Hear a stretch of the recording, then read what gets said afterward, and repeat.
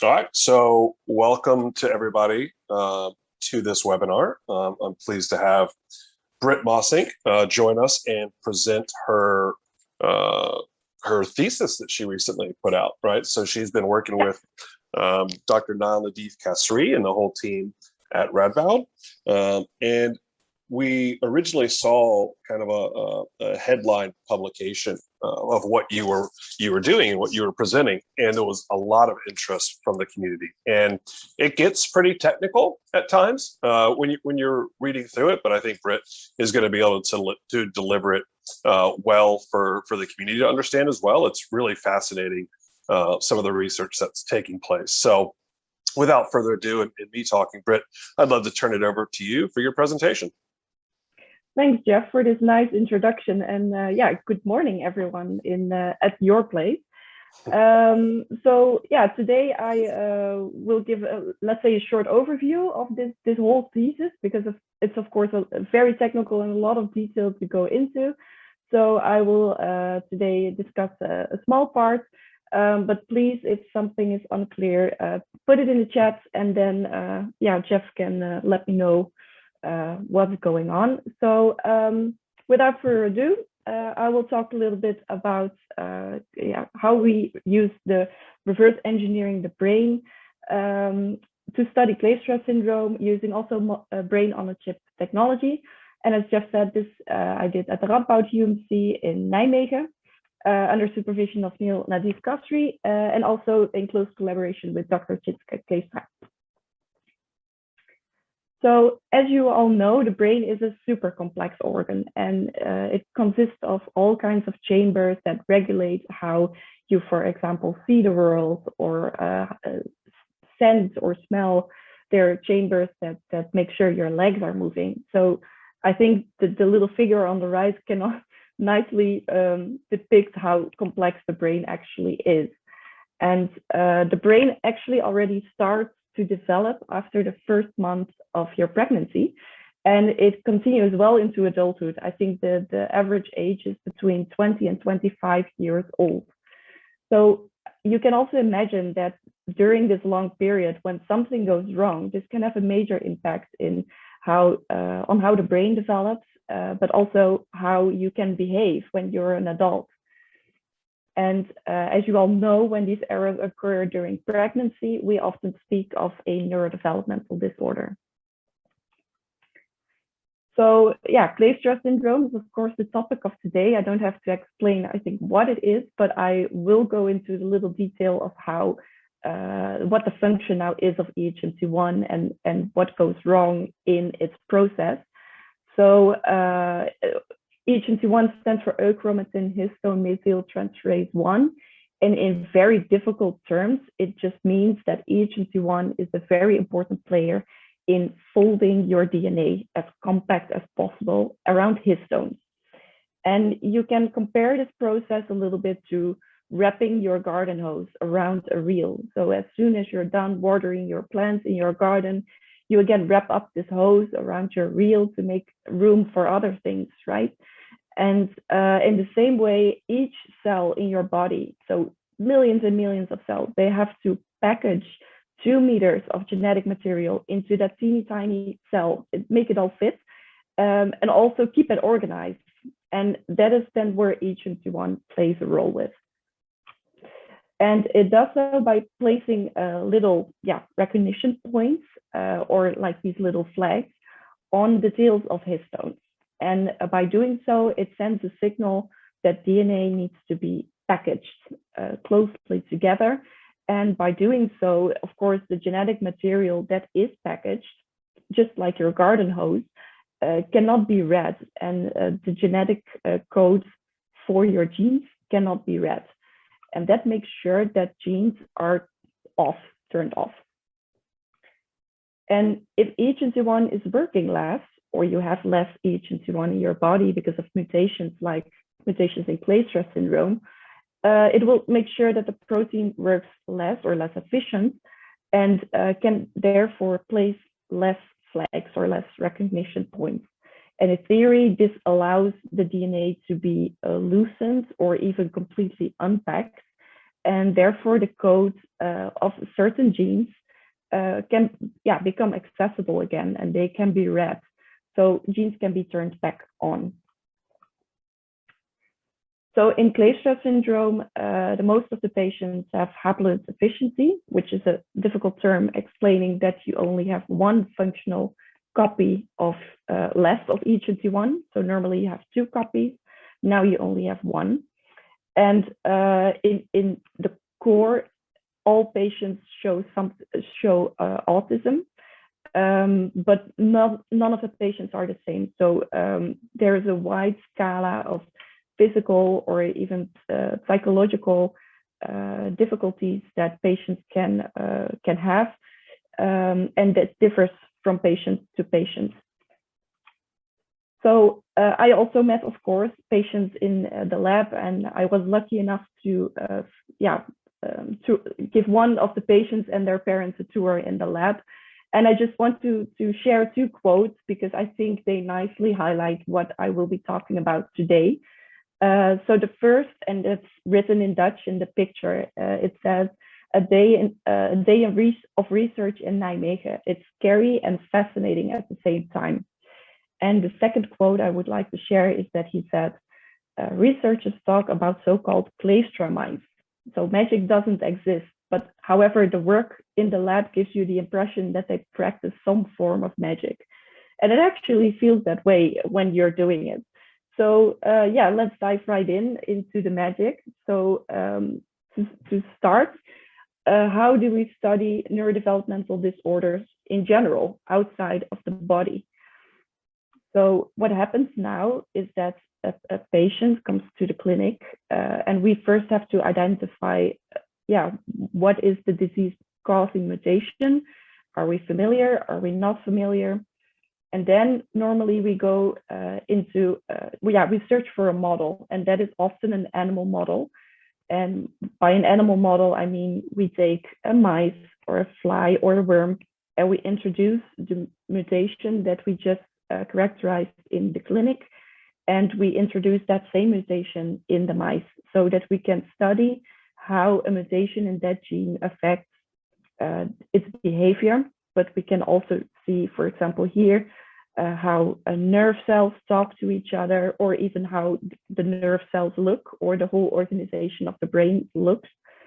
And by testing all these little things, we create a phenotypical characterization. So that means just a package that gives us all the information to understand how that mutation is now affecting the animal and also eventually the patient.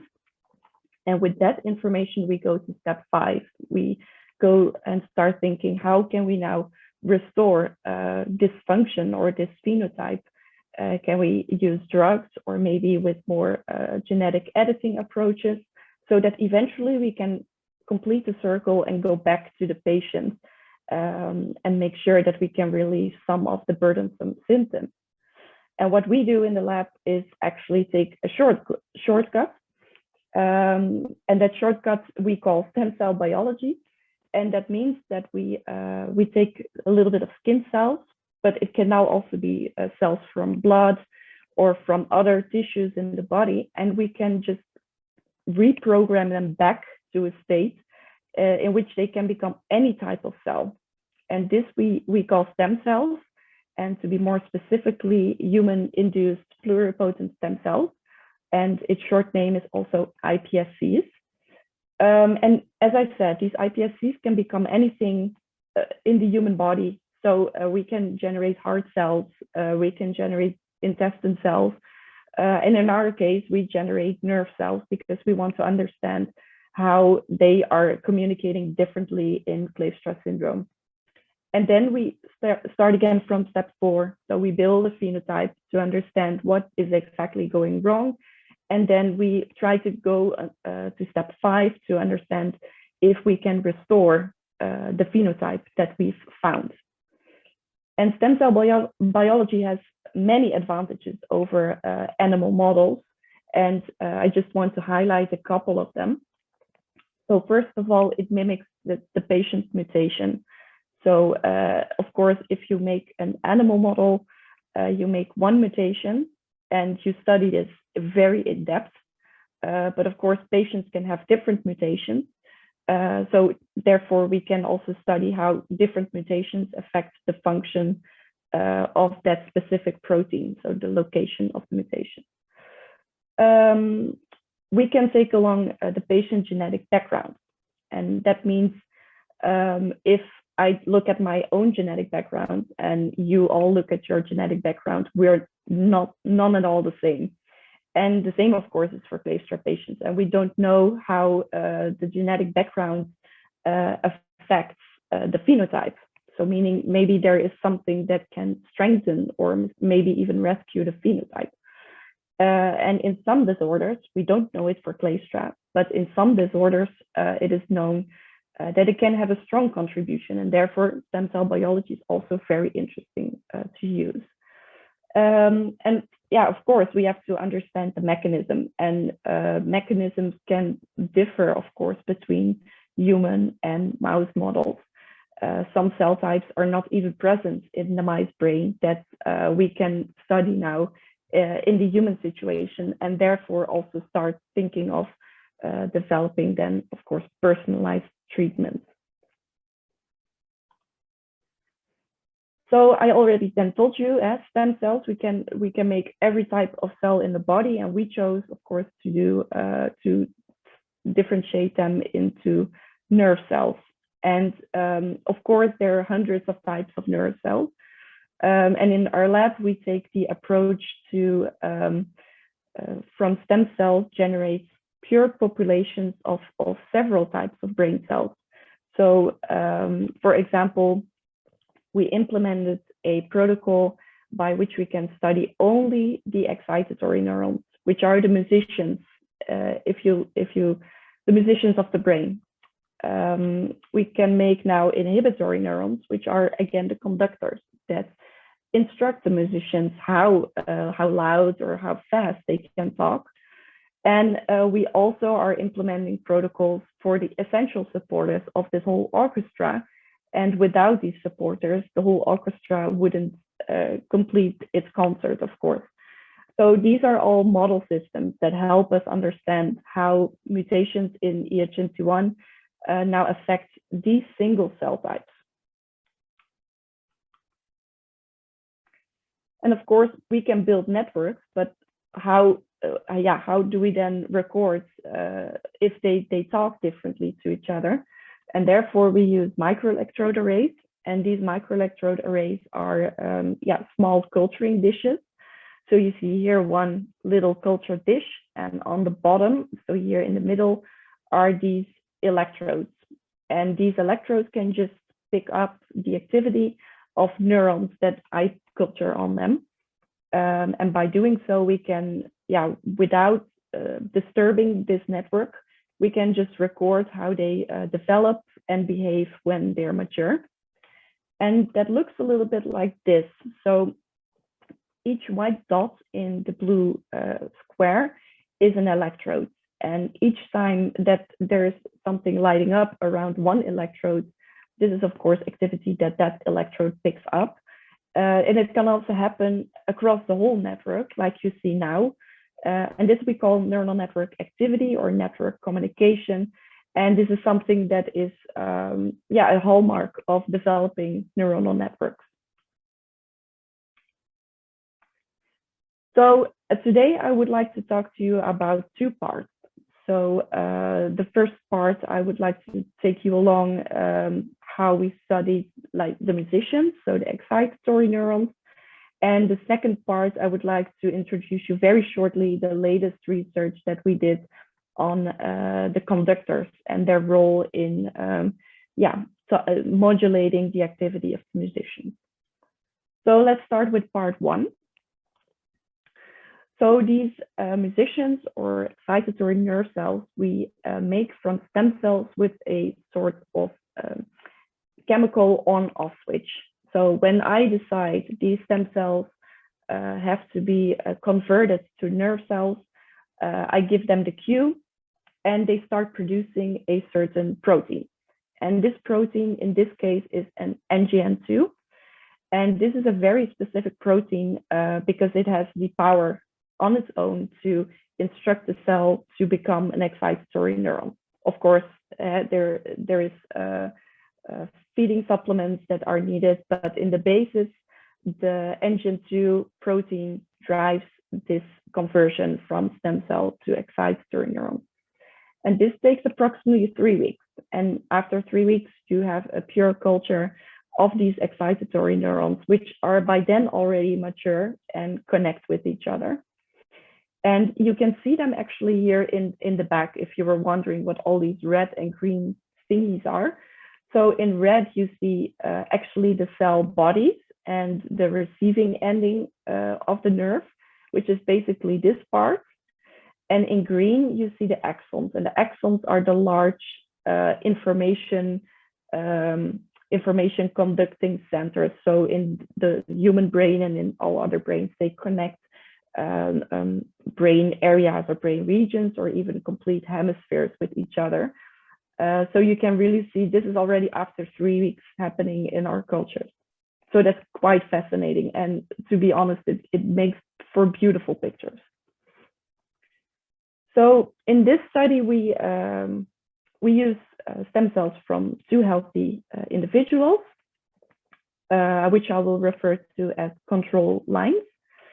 We used 2 stem cell lines from glacial patients, and we used isogenic lines, which means that from one individual, in this case, a patient that harbors both cells that are healthy and cells that are carrying this mutation in EHNT1.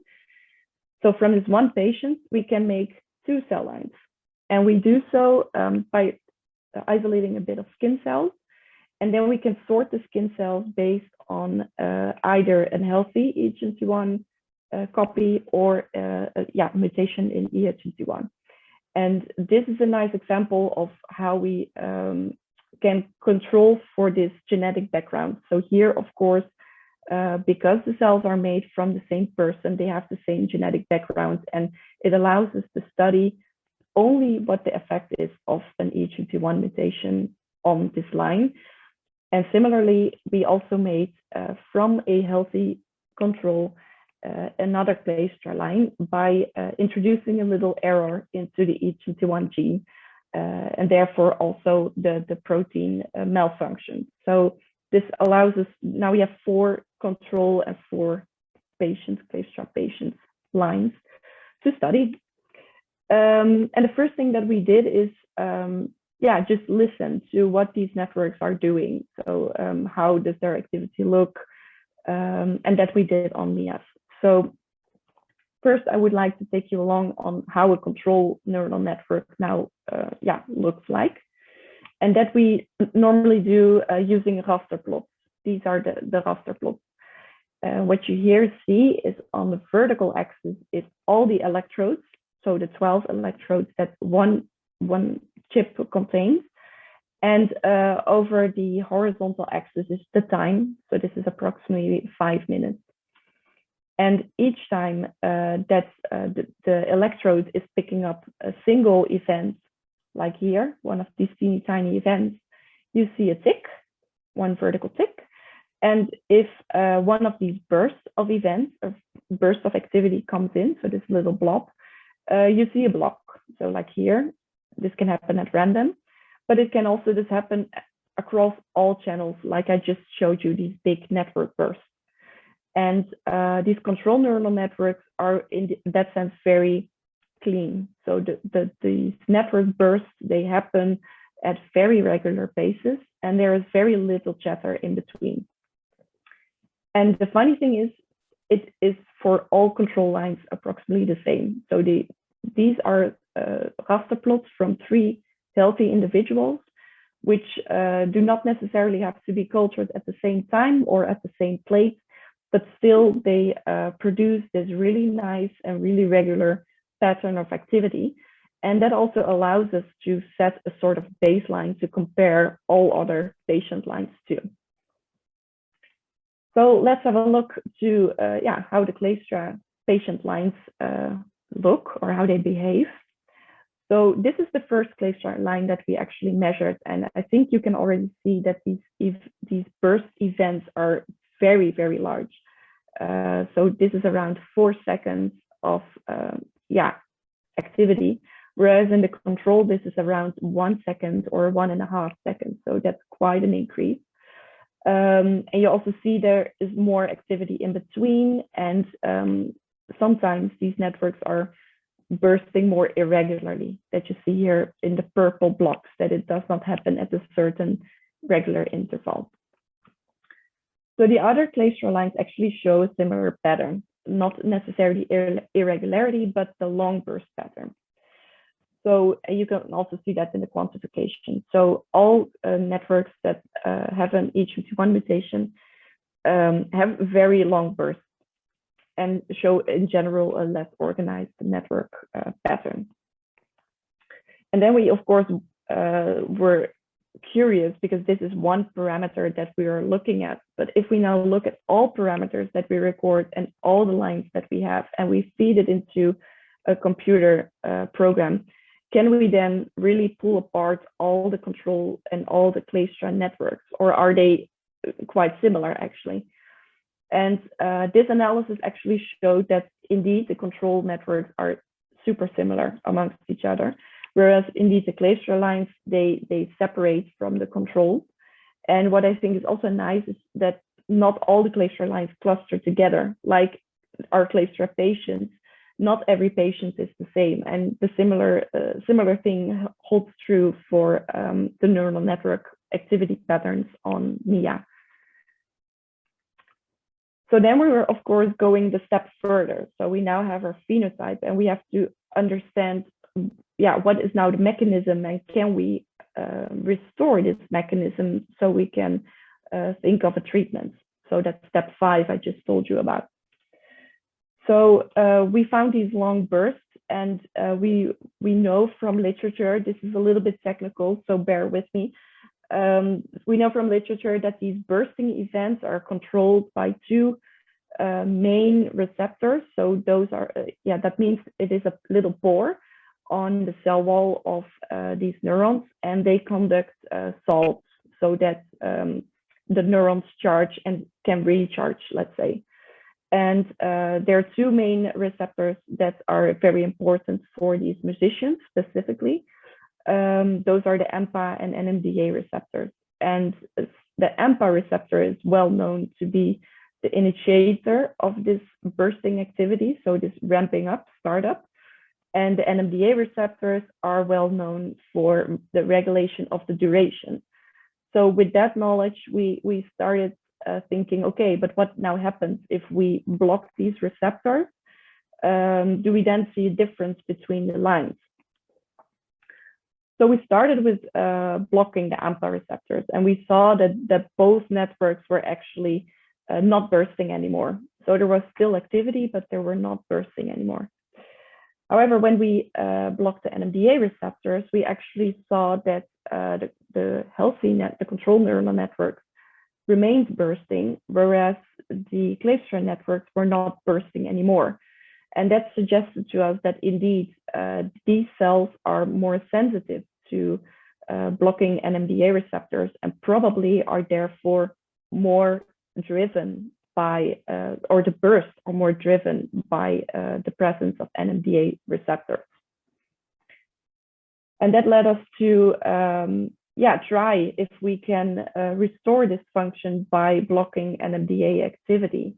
And this we did with a specific drug, and we treated networks for a longer time. And indeed, what we saw is that if we treat these glacial neural networks with an inhibitor for this NMDA receptor, that after a while, these bursts come back in a very regular pattern with also a short duration. And you see it here as well. That's almost back to the duration of the control neural networks. And if we then, again, feed all parameters to our computer program, we see that whereas the glacial non-treated lines, they cluster nicely away, the networks treated with this inhibitor, they cluster more closely to the control. So that suggests there is a sort of rescue here happening. So to quickly summarize, we saw that nerve cells from Kleefstra patients communicate in a different way than nerve cells from healthy controls. And we found that this is likely caused by the increased sensitivity or caused by increased production of these NMDA receptors. And the good thing is that we can restore this activity with medicine that specifically targets NMDA receptors. But of course, the musicians are not the only one in the brain that have something to say, and actually the conductors play an important role in modulating this activity. Similarly as in an orchestra. And in the brain, this balance between the musicians and the conductor, which we call in scientific terms, excitation inhibition balance, it's essential for proper network communication, and unfortunately also very often affected in patients with a neurodevelopmental disorder. So therefore, in a second part of my thesis, we developed a protocol that actually allowed stem cells to be converted into these inhibitory neurons or the conductors.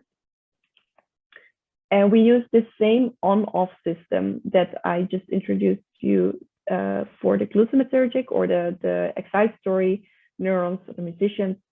But now we instructed cells to make another protein, and this protein is called ASCL1. And via the same routes, it then drives these stem cells to convert into these inhibitory neurons. This process takes a little longer. It takes approximately 7 weeks. But then again, you have a pure population of only inhibitory neurons that are already fully mature. And this picture on the background is actually one of my favorite pictures in my whole thesis. In red, you see all the musicians, and in green, you see all the conductors. And in the next slides, we will just explain why. Well, let's start over. We, of course, have to culture these cells together because the inhibitory neurons on their own, like a pure culture of inhibitory neurons, will not inform us about many details, because of course it is the interaction between the inhibitory neurons and the excitatory neurons that gives us information, right? Whether this balance is affected or not. So this is where we're at, and actually we cultured them together to generate these beautiful networks that you saw one slide back.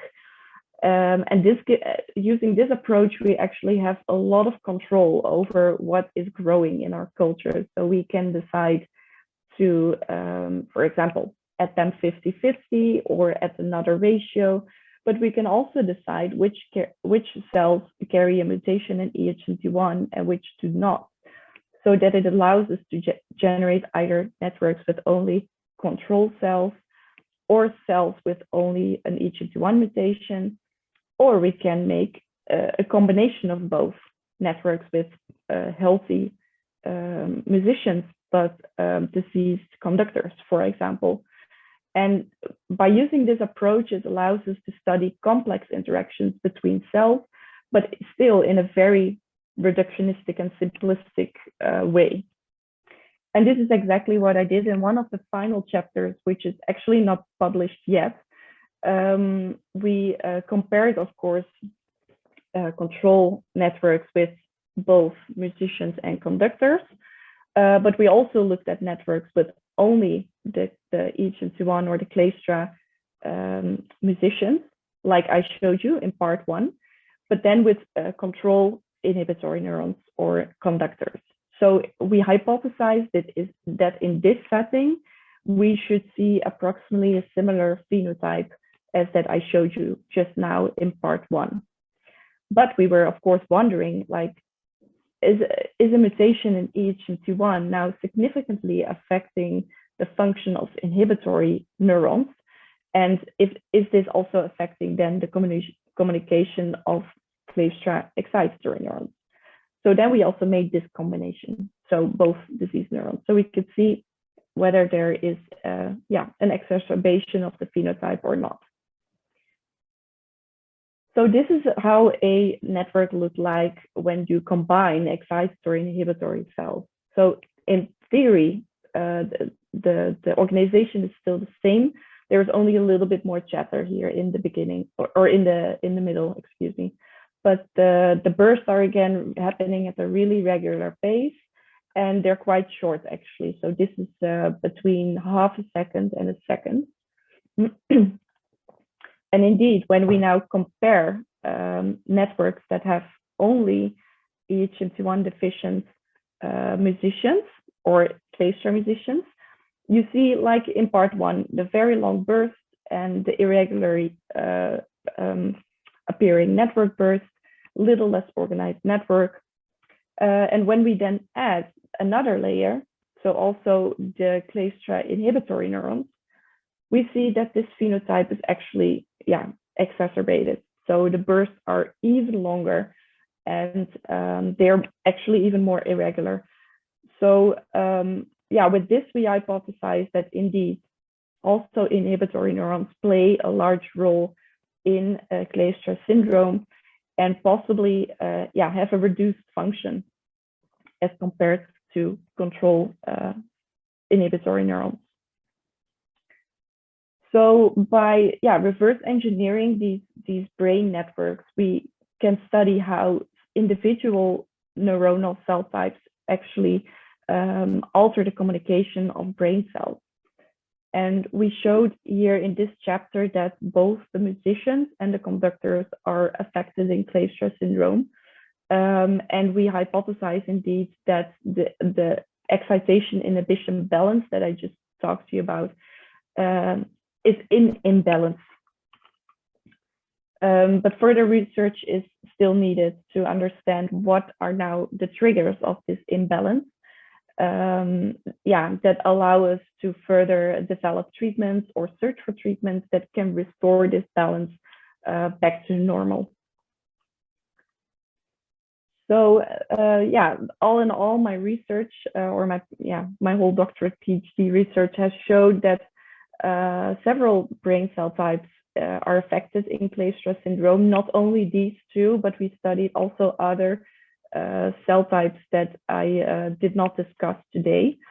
And from those different cell types and researches, we also identified multiple proteins that can play a role in these malfunctions.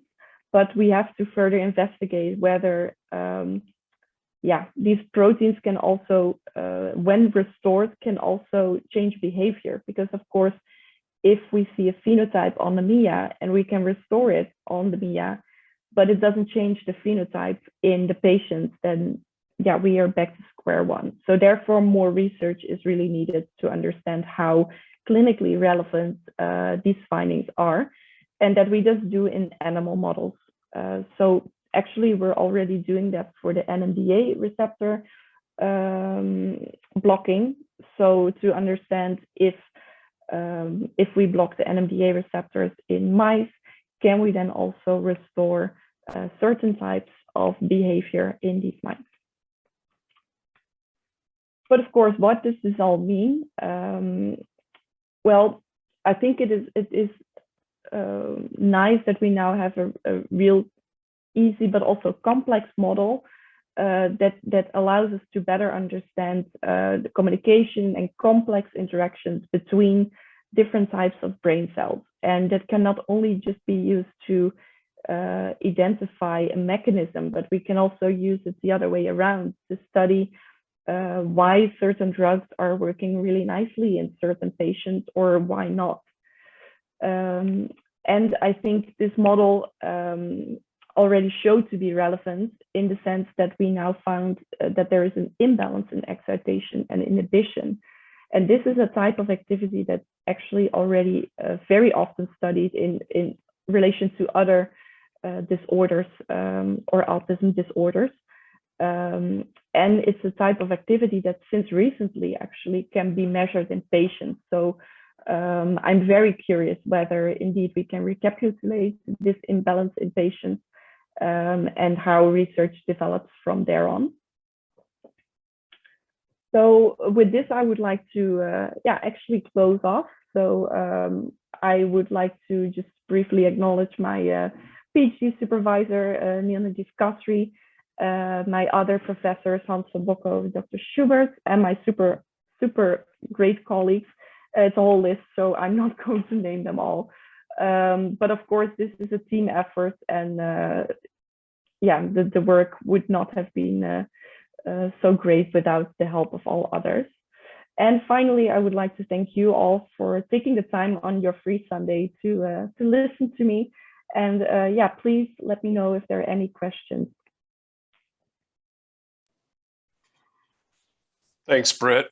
I will start by also thanking you for presenting this to the community. I think it's amazing. It's technical. I understand at times for patient families, but at the same time, I think having this visibility into your world of research is critical. I think there's times where we may not understand it all, but I think there are kind of nuggets that we can extract and really see potential as well as gain some understanding. And I would just like to take, first encourage everybody, if you have any questions, please feel free to add them in the chat. But there was a couple of things that I took notes on while you were giving your presentation, and one of which was you had a slide that it kind of indicated the prevalence of certain phenotypes, and one that really struck my eye was autism having a 96%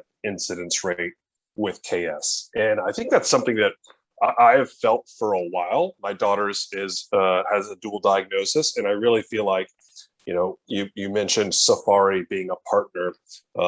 Safari is an organization out in New York that focuses on the underlying genetic causes for autism. And EHMT1 is one of those roughly 150 genes on the list.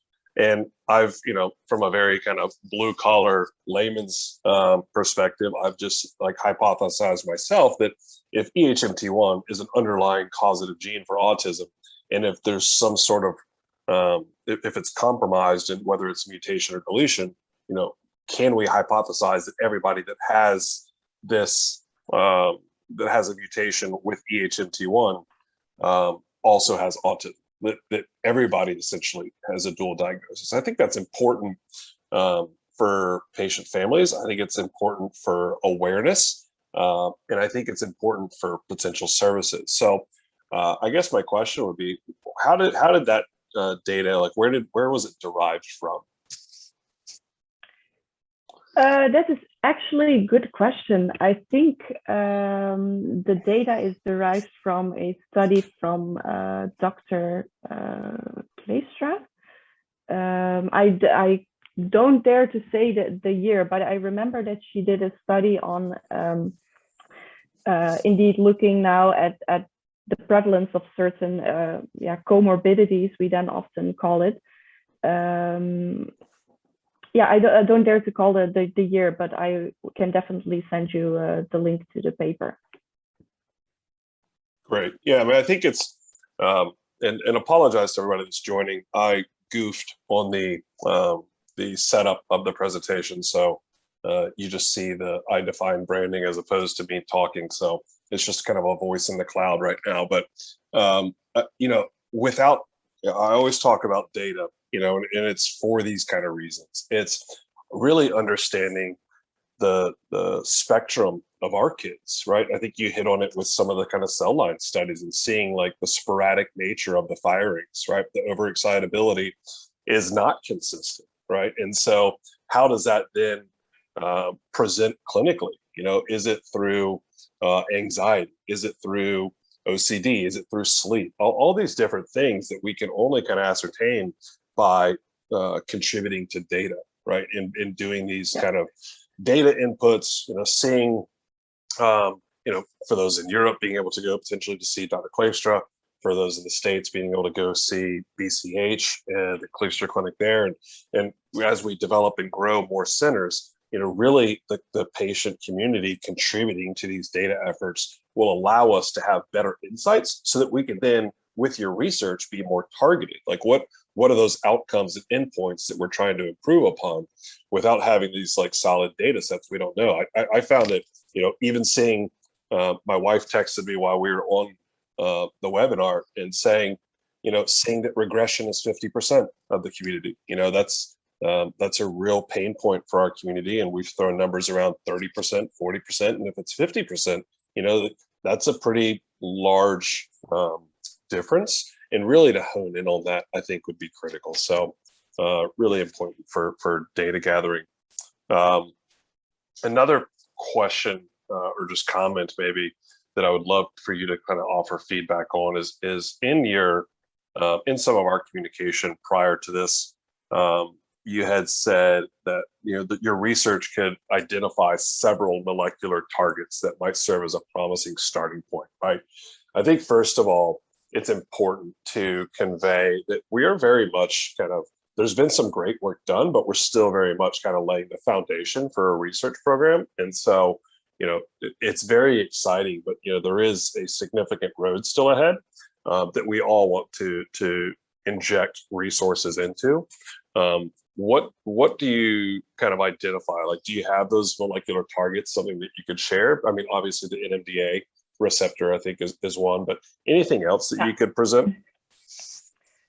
I don't have the slide actually with me because I thought it was so preliminary that I think, I want to be, of course, careful with sharing too much preliminary data, but I can highlight a little bit via this route. So one target that we found was actually a protein that is very important in the glial cells. So the supporting cells actually that have many functions in the brain, but they're also known, or subsets of glial cells are known to react to stress or pathogens and themselves react. So they become reactive and they cause a sort of inflammation reaction in the brain. And one thing we found is that certain markers that are normally expressed in very low ranges are now actually in these glacial mice are expressed at very, very high levels. And I hypothesized in my thesis that it could be related to this maybe kind of inflammation reaction. But we're not sure whether this target specifically, this protein is cause or consequence. Therefore, I also didn't include it in the slides because I think further research is needed. But I think nonetheless, it is in Glacial at least, it is a part of the phenotype that's less well studied, and it overlaps actually a little with the paper that came out beginning of this year that actually showed, I don't know if you remember, it's that paper that showed that microglia, which are the brain's immune cells, they're actually more active. And that is also similarly something that we found and produced more data on. So I think we're on the right track there. And I think that population of cells, they can have a major impact on how these nerve cells develop, but also function. I'd love to see where also that group and our group is taking that part of the research too, because I also think that, I hope, of course, but that maybe this can give us an entry point that can cover more bases. And by that, I mean that possibly, but we have to investigate that, of course. It would be nice if this market could possibly be playing a role much more higher up in the process. And if we could target that, then maybe we could also restore nerve function by also just targeting that protein. So yeah, so that is indeed the part I'm really excited about, but yeah, requires further in-depth research.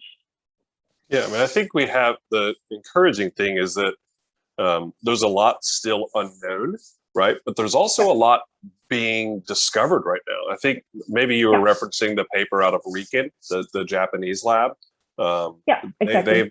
They've been doing some really great work, and I had the privilege of connecting with that team a few weeks ago. And I think what to your point of doing this kind of worldwide collaborative effort where everybody's moving in the same direction is important. There was a pretty great question in the chat. I think it's, it always comes back to this. And the question is, how long does it take for research to go from animals to humans? And how would you determine who you would test on?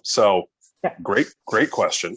I have certainly some thoughts, but I'd love to hear your feedback as well. Yeah, it is a very important question. And to be honest, I cannot put one label on it. Of course, depending on how quick your preclinical experiments go, meaning from stem cell models to animal models, yeah, I guess 10, 20 years, because of course the research that is done here has now taken me and colleagues, I have to say, I think 5 or 6 years already. And we now go back to the mouse to to understand whether blocking NMDA receptors also changes behavior. And before that is done, we're maybe a year or two, or maybe more further. And then it is up to the physicians, of course, to see which patients are eligible, because I don't dare to make, how do you say it? To say to which patients are applicable or not in this case. But for example, if we now talk about the excitation inhibition balance, this is something that you can measure. Because now recently a group in Utrecht in the Netherlands made a code that can calculate from EEG data, and EEGs are basically brain measurements that you do non-invasively. So you get all these electrodes on your head, just like you wear it like a hat, and they can just measure while you're reading a book, or and from these signals they can then calculate whether this balance is correct or whether you have an excitation and inhibition imbalance. And that allows also for the physicians to make a more correct choice to determine whether a patient should be subscribed, for example, drugs that restore this AI balance. So yeah, it depends on many factors, of course, how long it takes to get it from preclinical to clinical. And but it takes a long time, because we absolutely have to be sure that the target is right, the medicine is right, and the patients, right, that we have to treat are found and are right. But I'd love to hear your opinion on it as well, Jeff. How long do you think it will take? Yeah, so I had a conversation last week with a researcher, and the conversation was geared that I'm an eternal optimist. I am certainly one who's kind of gung-ho, like, let's move faster, let's get after this thing. And there's kind of the conflict between hope and opportunity and realism. And I think that finding that balance and making sure that we're super transparent with the community. Is this going to happen tomorrow? Absolutely not. Is it going to happen in 10 years? I hope not. I think 10 years is an extremely long time. And I don't base it kind of like pie in the sky logic. I base it upon seeing some of these other conditions that are similar, making successes and inroads. And there's the kind of the philosophy of, you don't necessarily want to be first, but you don't want to be last either, right? So you want someone else to go ahead of us and make some of these inroads in these developments, and you're seeing it. I mean, you're seeing it with a condition like Angelman syndrome. You're seeing successes with Rett syndrome. You're seeing Pitt-Hopkins. There's several conditions that are making really positive inroads. So I'm optimistic. Our team, when we talk about research, we're very cognizant of not providing timelines, because it's not necessarily even whether the work can be funded, which is certainly a critical point, or that there's researchers available to work on it who also have kind of the shared priorities as us. But things just get complicated when you start thinking about everything at stake and the legalities of it and how you choose patients. That's part of the question here from Dawn, is how do you determine who you would test on? So I think to back up is, how long does it take to go from research from animals to humans, right? And so there's a lot to sift through there. And I think, Britt, you had a great graph earlier that kind of indicated how you could bypass the mouse model, because part of it is, and you'll see it in the papers from Riken, is that we saw some really, really positive results in cellular models that didn't exhibit the same way in a mouse model. And there's several reasons for that. I don't know that we need to get into the weeds, but beyond the iPSC models, there is this kind of new technology in model resources called organoids that I think that you're going to start hearing more and more about, and organizationally that we're super interested in, because we feel that if you could showcase improvement of the phenotype in both iPSCs and organoids, that's pretty convincing of how it will respond in a human, where although the mouse model for KS is a really good model, mice and human are obviously quite different, right? And so we shouldn't necessarily, count on the mice to be the North Star of what we do. And so, I think it's, what's the next phase for us is making sure we have these preclinical model systems set up. And as you've indicated, we have the iPSC lines. So, projects under consideration for us are how do we develop those organoids that we could then test it. And then based upon what your results are there, that's the variable, right? So you could say that that's going to take, call it 18 months, right? But if everything goes perfectly, that's 18 months. But if you introduce a variable, then you have to backtrack, right? Because you don't ever want to go, into the next step with a bunch of risk involved. So, as far as once who would you test on? Basically it's kind of understanding what the FDA or the governing agency would be looking for to approve something, right? They don't want, if it's mild improvement, you've seen this with some other conditions. Fragile X comes to mind, is they would do a clinical trial where they saw some improvement, but they didn't have the proper endpoints described in the study.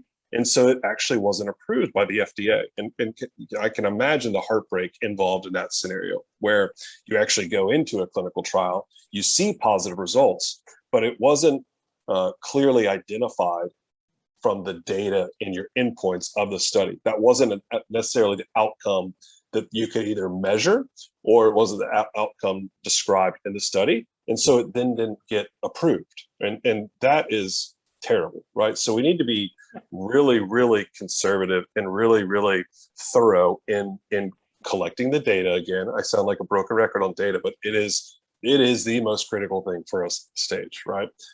So that we could clearly define what the study looks like, where are the phenotypes that we want to see improvements on, and are those endpoints measurable? That's the key at the end of the day. It's, we can come back and say, I've noticed a big difference in my child.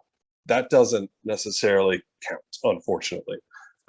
So we would be, I think the short answer is you would look at folks who might be having a more severe phenotype, so that way, if there was an introduction of a therapeutic, you could see a marked difference and have it be quantitative, right? As far as a measurement's concerned. So I'll pause there, because that was a lot for me, but I hope that's my understanding. As I'm just a parent at the end of the day. I'm not a researcher or a scientist, and I try to kind of distill this information down so that it's approachable. It's very difficult topic, as I think you're very detailed explanation also shows. And there are many variables that can influence it, and very many unknowns still that also hamper our development of a good clinical trials, for example. So it's a difficult answer, but I hope in the future we will streamline the process a little bit better, so we can go from research to trials more efficient, not faster, but more efficient and with cleaner data. And I mean, I think there is reason for hope and optimism, because there is so much momentum in the science and research space right now. And I think what's really, really interesting is, there's all these, 7,000 plus rare diseases, but there's no necessarily this like concrete playbook to be able to kind of pull from. Like, okay, this is what we can do. Here's the pathway. There's just so many variables and unknowns still. And so the more we can just keep moving ahead. I think I saw on one of the Facebook groups a couple of months ago that kind of showed a ladder, right? And it's like, just you're not going to get to the top of the ladder tomorrow, but just keep climbing, right? Keep climbing. Yeah. Go to the next study that's in front of you. And again, I think there's some really exciting opportunities out there right now that we've just through discussions with several different researchers that we've kind of uncovered. And now it's time to start investing from an organizational standpoint into those studies, to start, meeting some milestones, developing timelines, and start producing results. And sometimes it's not going to be the result that you want, but it still helps clarify and crystallize the picture, right? And so that's what we need to be doing. We talk about acting now. We have to start investing and making moves and in furthering the research, because I know, Neil at Radboud has several projects that he's interested in, but it's what we kind of talked about at another recent event. It's focus takes funding, right? You can't, we can apply for grants, but, lead time on grants is, 6 months at minimum, if not 12 months. And so that's just to acquire the funding, right? And then the project itself could take 12 to 18 months. So it's all about how do we cut down on that time, that lag time in between, and just continuously have like momentum going. Yeah, exactly.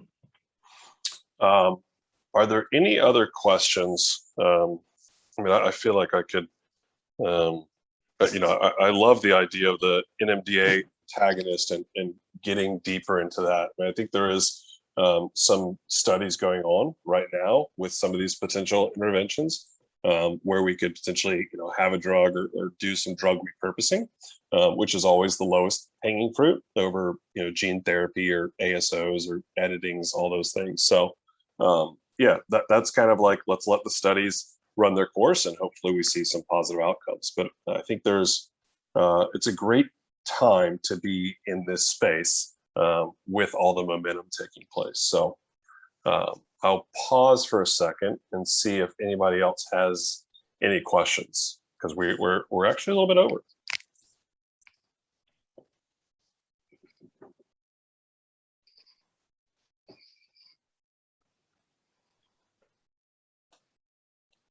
Okay, we'll give folks a couple more seconds, Britt, but just I'll just say from my standpoint, and I'm sure I speak for the community as well in this regard, is that when we first saw your kind of just the book of your thesis that you were doing, and from the time that I reached out to you, your interest level, your willingness to come in front of the community has been just amazing. I mean, we're at the end of the day, we're just a bunch of parents trying to help our kids, right? And we count on folks like you who are doing the work, and the fact that you're taking time out of a Sunday to come and present your work, it means honestly the world to us, because we won't be able to see the hopes and dreams that we hope to bring to reality come to fruition without folks like you. And so the fact that you're willing to kind of on your own time come and present to the community is just fantastic. So thank you very, very much. Oh, thank you for those kind words. No, it's absolutely my pleasure. As I told you, right? It's for me, it's all about making sure that patients get the care they need. And yeah, for me, it's a fantastic opportunity to show you everything that I've done, and I would have talked for hours and hours if I could. But yeah, no, thank you for having me. It was really nice to speak to you. Awesome. All right, everyone. We're gonna end this session for today, but thank you all for joining. And Britt, thank you again. And I look forward to having more conversations and furthering the research, hopefully together. Absolutely. Have a good day, the rest of you, everyone. We will. Thank you, Britt. Bye. Bye.